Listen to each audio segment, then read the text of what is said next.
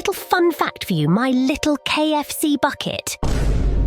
There are a total of 31 weapon types in Elden Ring. There are also 3 types of physical damage: slash damage, strike damage, and pierce damage.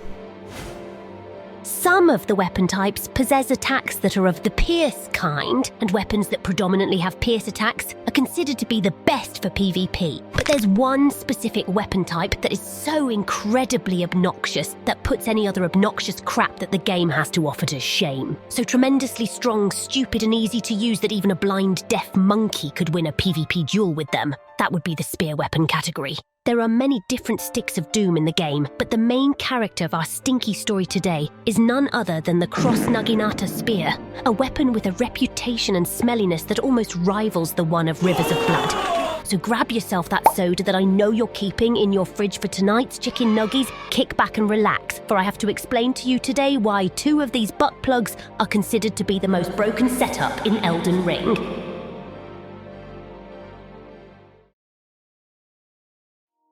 As previously mentioned, my little 5-piece combo, the Cross-Naginata, is a spear-type weapon that scales mainly with dexterity and is a good option for a keen infusion.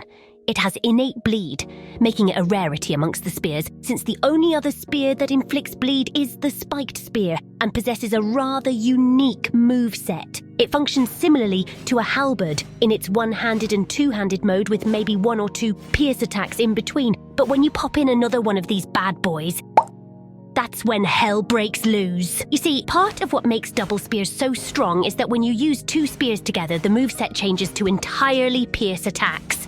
And believe me when I tell you that pierce attacks are strong. Pierce attacks tend to have a faster startup than any other type of attack and really good recovery speed. They have more active frames at their maximum reach, which is usually very long, have amazing weapon classes to deliver the attacks such as thrusting swords, halberds and great spears, and most important of all, they have bonus counter damage.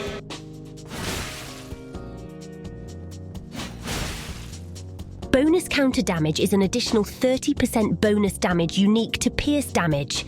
That means any attack that is considered a pierce-type attack, when landing the attack at the correct moment on an enemy, you will deal 30% additional damage.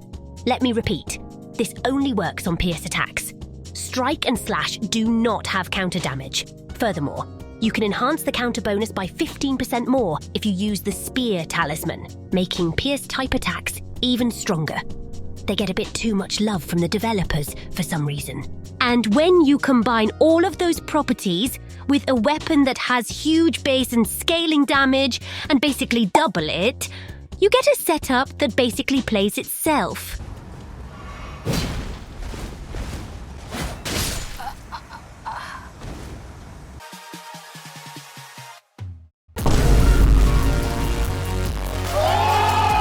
It's hard to outspace due to latency. It's the fastest type of pierce attack in the game. You can't trade with it due to the counter damage. It's difficult to whiff punish due to the crazy recovery. It has literally the best running attack in the game. And unlike double great spears, which requires mastering the crouch technique, you simply have to press one button for 1000 free damage, and you're good to go.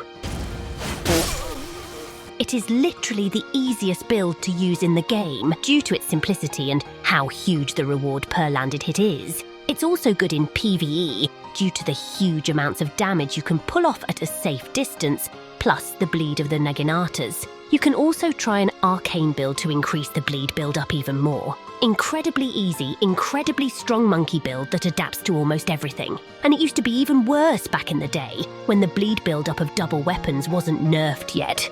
In fact, Reddit came together to offer their own solution to the double Naginatas problem, and it's quite hilarious. And even though all the fedoras on Reddit tipped at the same time to bring you this mystical solution, you might still be wondering, what is the real way to counter this setup?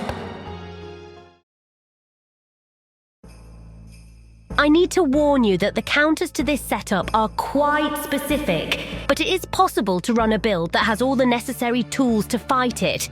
First, it is worth mentioning that Lionel's set has the most pierce defense in the game, so you might want to consider switching to it whenever you see double Naginatas. Also keep in your pouch the bleed boluses in case you get built up with too much bleed. The most direct counter to double weapons is an incantation called Dragon Bolt Blessing. This is because it gives tier 2 hardness, which basically makes one-handed and power-stanced attacks bounce off of you.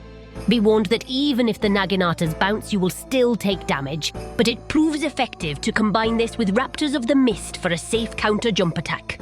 You can also try trading with a very hard-hitting weapon that has hyper armor, since dual Naginatas do not possess hyper armor on their R1 swing. Thank God. Another good counter that completely nullifies the setup is the Fingerprint shield. You see, although the Naginatas are good, their main weakness is that they consume huge amounts of stamina per attack. It is possible to guess how much stamina the enemy has left based on how many swings they did, because at level 137, with 35 stamina, you can do between 3 and 4 swings. The thing is that with Fingerprint, you can withstand the entire enemy stamina bar and still have stamina to keep fighting, while the enemy most likely ran out of stamina trying to break your guard. Just be careful if you try to do some shield poking, though. Also, for strength builds, the alternative to Naginatas are the pikes, which deal a bit less damage but have the longest range of any weapon in the game. What were they thinking?